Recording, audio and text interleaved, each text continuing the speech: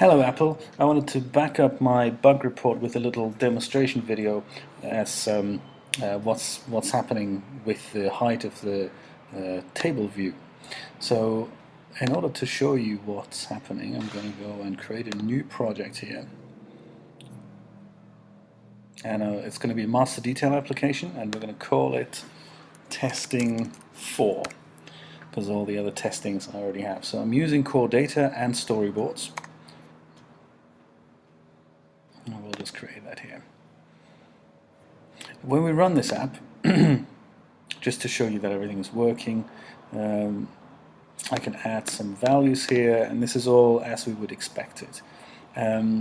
If I go into the storyboard and I'm changing in the master view controller, I'm changing the table view here from plain to grouped, then I can adjust the height of these cells here via drag and drop.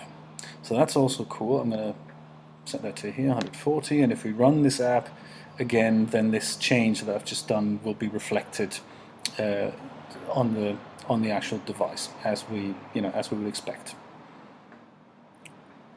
If it starts, there we go, and there we go. Taller cells, loving that. That's great.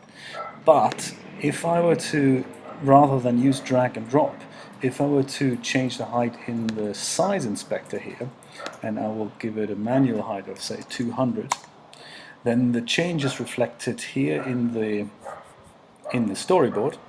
But again, if I run this app, the simulator does not reflect that change. Neither does an actual device. So this is it's the same for a real device as it is for the simulator.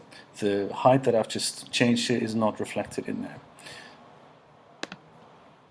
The same goes if I use these little up and down arrow keys here. So if I change this to 50, we should have a really slim cell.